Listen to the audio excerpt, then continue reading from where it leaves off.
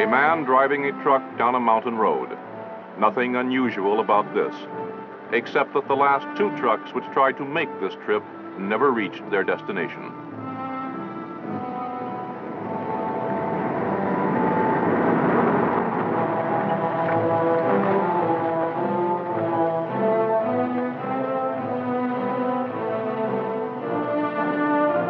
Behind the wheel of the truck is an American soldier, assigned to United States Army Special Forces operating in one of the most dangerous regions of Southeast Asia, the guerrilla-infested central highlands of Vietnam. He is here to assist, to advise, and to help a remarkable people who have been called upon to progress in a single decade from a peaceful, primitive life into the violent 20th century.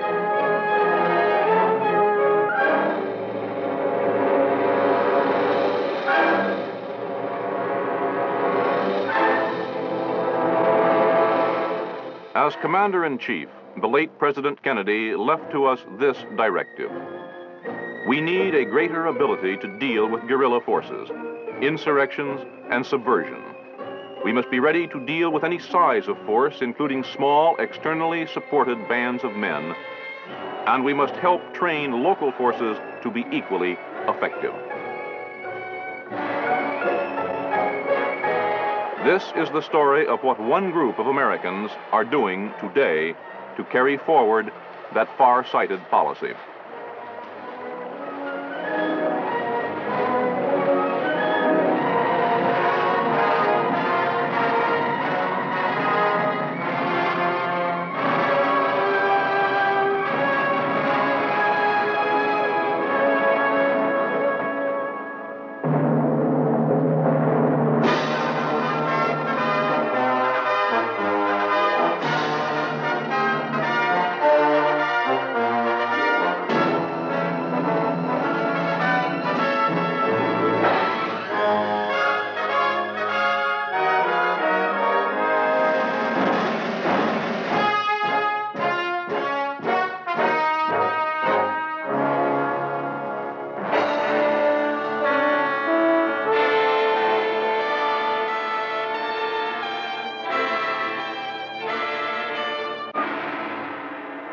The undeclared war raging today in South Vietnam is not being fought in the streets of cities.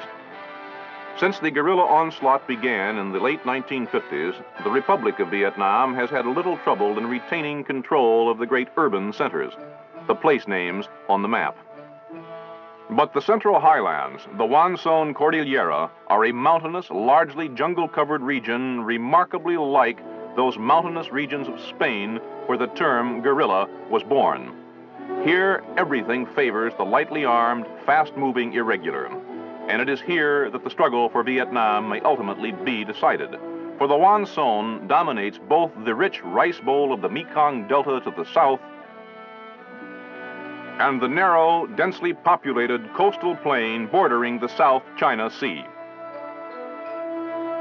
Into this remote, almost impenetrable region, the communists of North Vietnam have infiltrated a steady stream of agitators, terrorists, and professional guerrillas. Their target is not only the highlands, but the whole of Vietnam.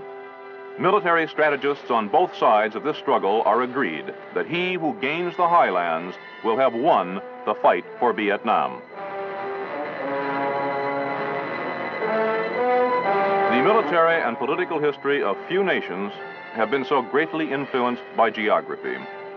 For more than 900 years, the emperors of China dominated all Vietnam, except the highlands. Here in the 13th century, the Mongol Emperor Kublai Khan suffered one of his few defeats. And here in our own century were mustered the revolutionary forces which overwhelmed 180,000 highly trained French troops in the campaigns climaxed by Dien Bien Phu.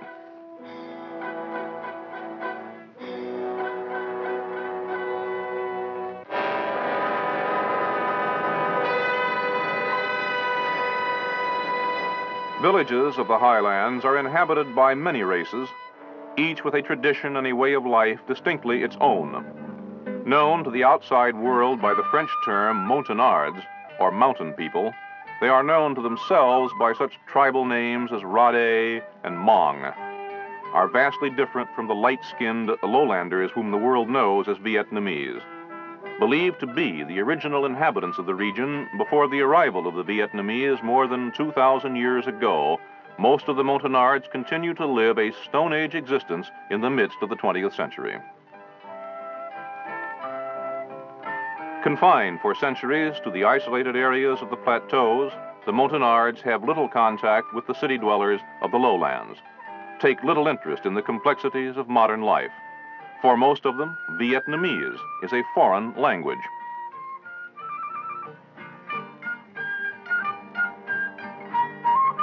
For such people, words like communism and democracy have little meaning, cannot without great difficulty even be translated into their own dialects.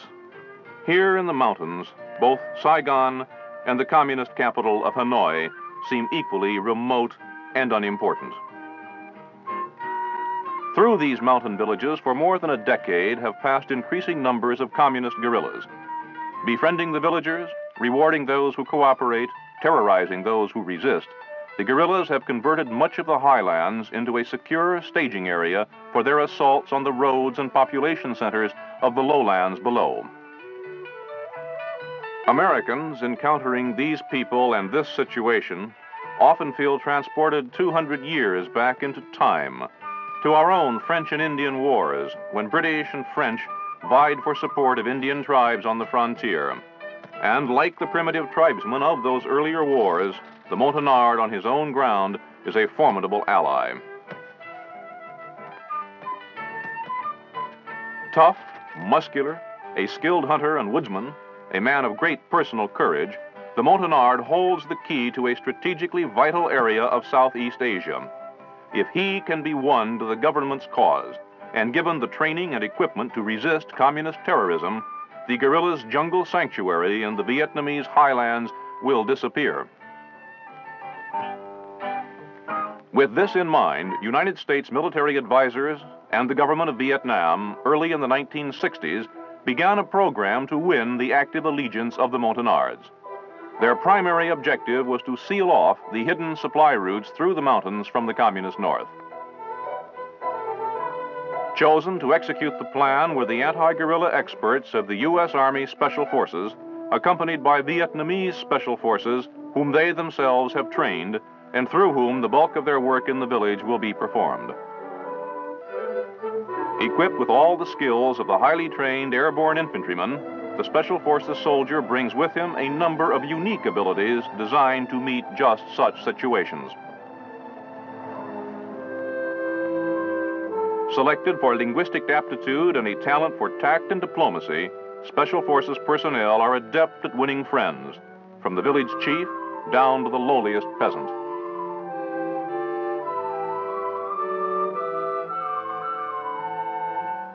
Going into a Montagnard village for the first time is an experience you don't soon forget. In the first place, the only people you're likely to find are the ones who were too old or too young or too sick to run away when they saw you coming. You give candy to the kids, talk politely to their elders, and try to convince everybody that you're not here to hurt anyone. There's no way of knowing whether the men have run away because they're guerrillas themselves or because they believe guerrilla propaganda about the government troops and the terrible Yankees. All you can do is keep your guard up and try to show by actions that you're here on a friendly mission. Our biggest asset in this kind of thing is the team medic. His main job, of course, is taking care of us. But there are no field hospitals in guerrilla fighting, so one of our medics has to know a lot about his business. With the modern medicines available, he can do a lot for people in places like this.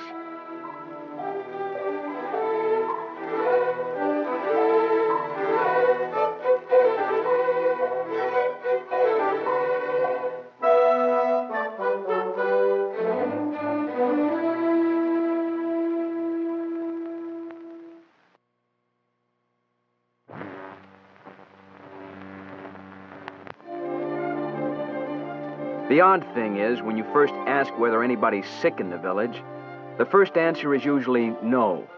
So then you offer to examine anyone who thinks he might be sick. And in no time at all, you've got a waiting line.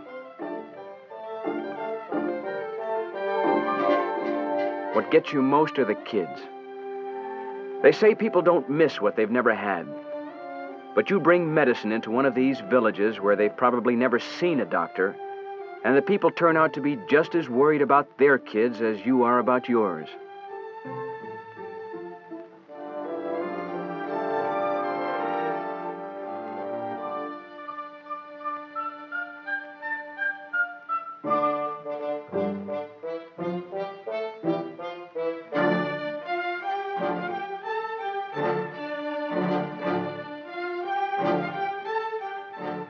Pull an aching tooth or save a man's eyesight, and you've made a friend for life.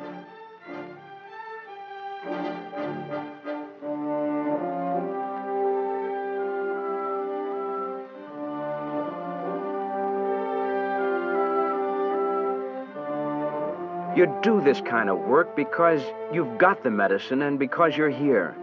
And God knows it needs to be done. In some of these villages, half the people have TB.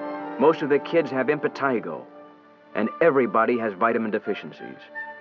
Any decent human being coming into a setup like this would do what he could without asking for a reason. But the fact remains that from a military point of view, this is a good tactic. Squads and platoons of Viet Cong guerrillas have been coming through here with promises. Now, thanks to our medic, we've come along with something a lot better, something we can give them now.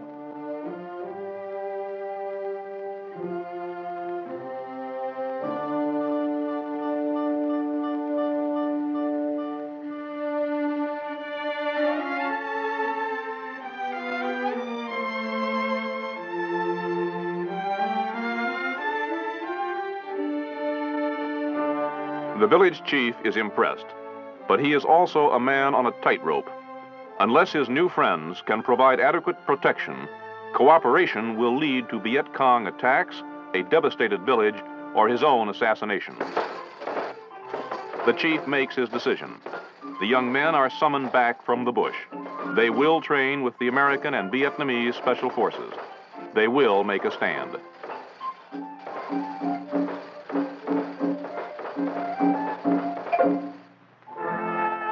And so Montagnards of fighting age assemble. The first step is taken toward recovery of a communist-dominated area within the borders of South Vietnam. All this is taking place in what is, to all intents and purposes, enemy territory. Much will have to be accomplished before anyone here sleeps without a gun close to his pillow.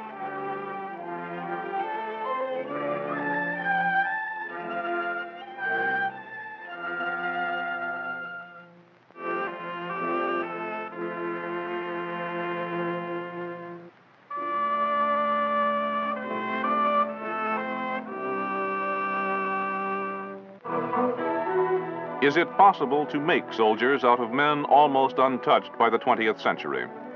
What kind of supplies do you issue to men who have never worn pants or shoes?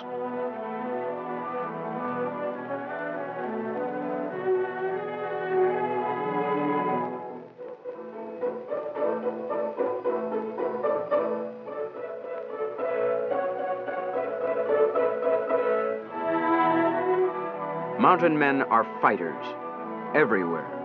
The Ozarks, the Scottish Highlands, or the Highlands of Vietnam. Get yourself a mountaineer and you've got potential fighting material. These people may be primitive, but they know what a weapon is and what it's for, even when they still haven't learned how to use it. These people are hunters. They're a peaceful people, basically friendly. Without this guerrilla business that's been going on here for the last 10 or 20 years, you'd be as safe walking through the highlands as down a street back home. But being hunters, these men grow up fitting arrows into a crossbow, and from a crossbow to an M1 carbine is not as big a jump as you might think.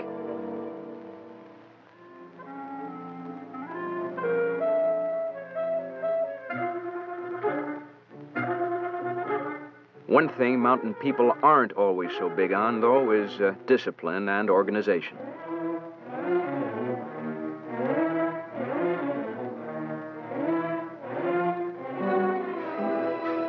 We had to teach our Montagnards to coordinate with such modern inventions as an aerial resupply drop. And that took a certain amount of doing.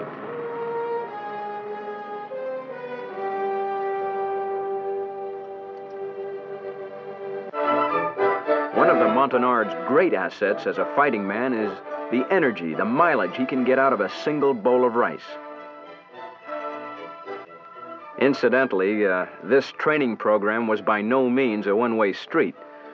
Our own food supplies were supposed to be obtained, as it said in the orders, through normal civilian channels. In practice, this meant a Special Forces sergeant, our weapons specialist to be exact, learning how to bargain with Vietnamese shopkeepers in the nearest town.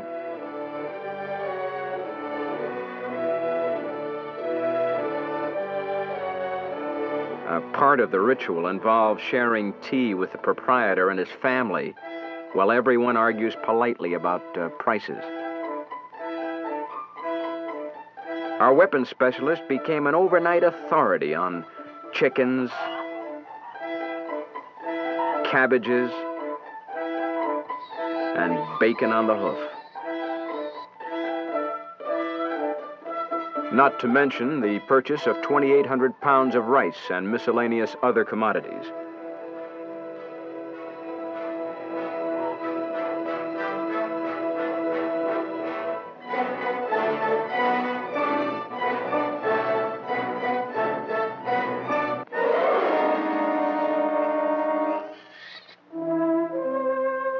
Classes for the Montagnards were conducted whenever possible by U.S. and Vietnamese special forces working together. It was a complicated operation. The Vietnamese weren't much better off than we were. Most of the lecturers required 2 interpreters. There were Vietnamese who spoke English, and a few Montagnards who spoke Vietnamese. One of us would give the lesson to an English-speaking Vietnamese. The Vietnamese would then have to pass it on to a villager who understood Vietnamese.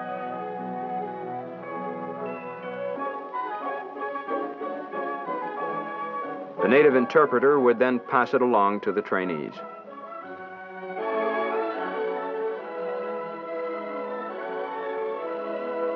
So much can get lost in translation that you have to say everything at least twice.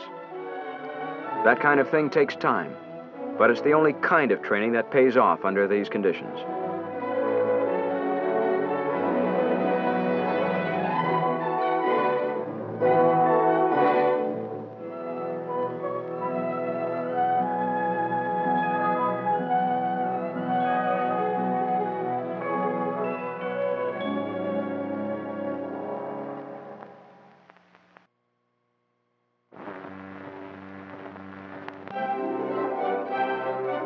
The students themselves were amazing.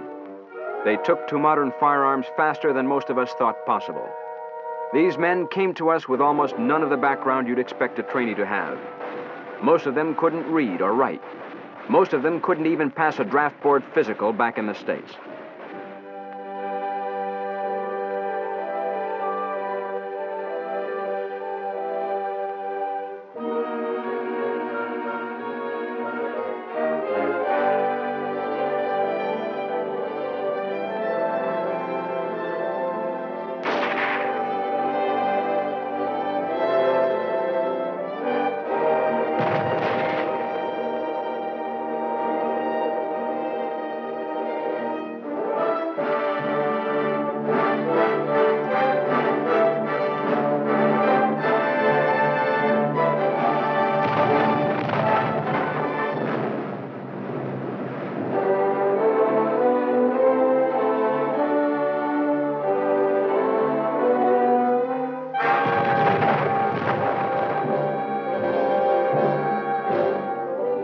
But they're smart, they've got guts, and they're anxious to learn. Most important, what they're learning how to defend is their own home, their own families. With that kind of motivation, you can overcome a lot of handicaps.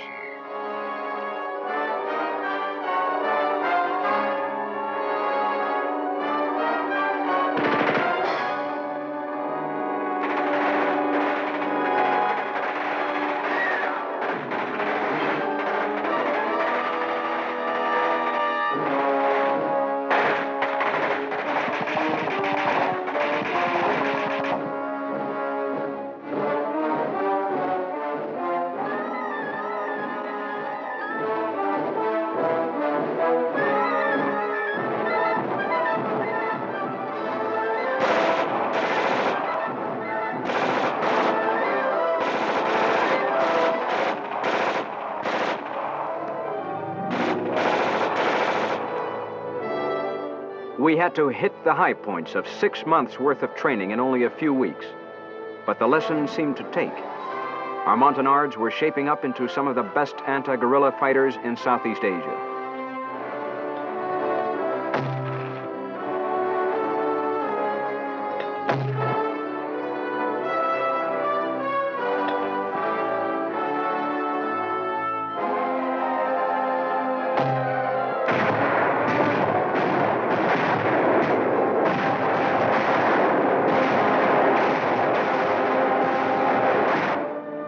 In a very few weeks, they progressed from simple hand weapons to the tricky business of demolition.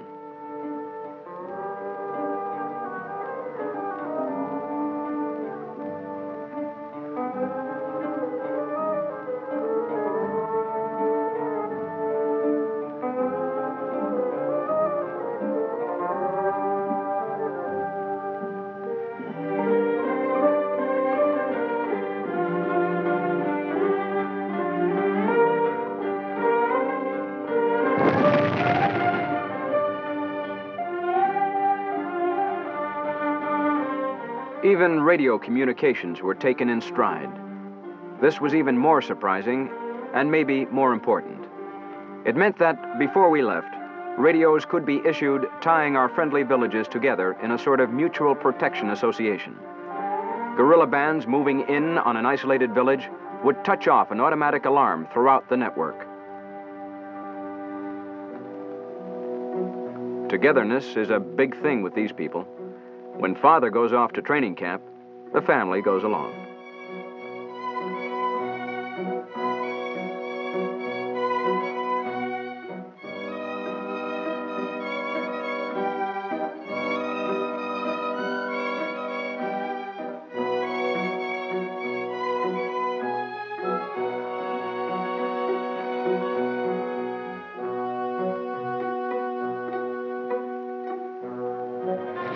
But they still take to soldiering as fast as any group you're ever likely to see.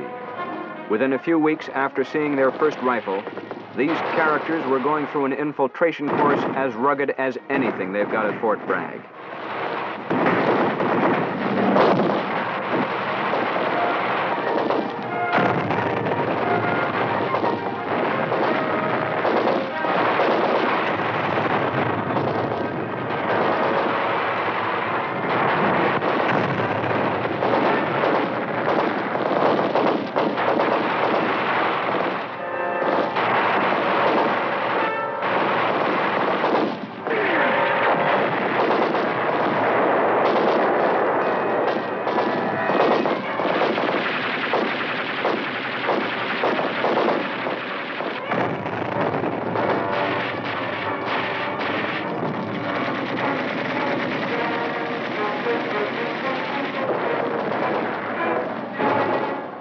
They also had no trouble learning the tactics of resisting a night assault.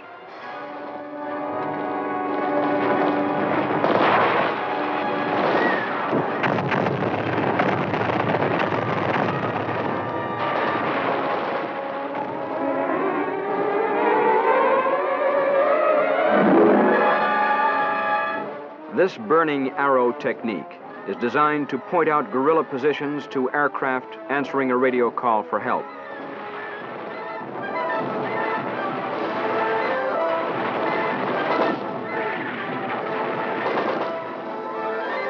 This is what the Army calls a confidence course. Here it seemed a little like teaching birds to fly or monkeys how to climb trees.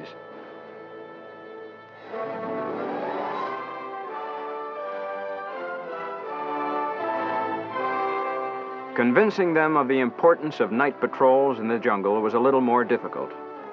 Their inclination was to stay home and man the barricades. We had to persuade them that unless you attack and ambush the guerrilla on his own ground, he'll turn your village into a shooting gallery.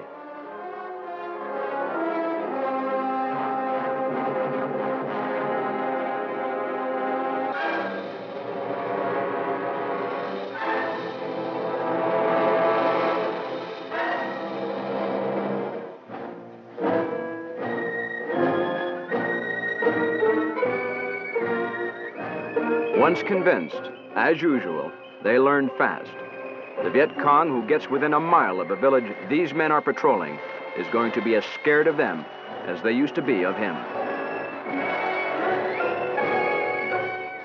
The guerrilla is a fish, said Mao Zedong, and the sea in which he swims are the people. If the people be unfriendly, he cannot survive. Operation Montagnard is an exercise to teach the mountain people of Vietnam the art of anti-guerrilla warfare.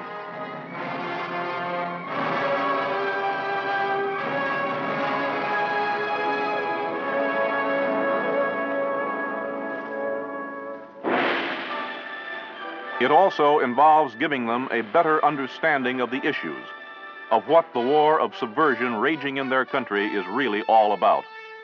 Through no fault of their own, the future of these mountain people is inextricably bound up with the outcome of the struggle against communist expansion in Southeast Asia.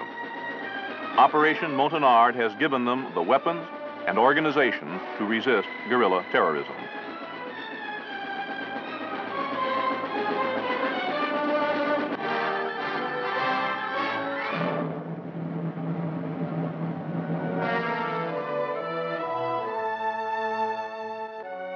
Contacts with U.S. and Vietnamese anti-guerrilla experts during the many weeks of training have also made fast friends where there was before only fear or indifference.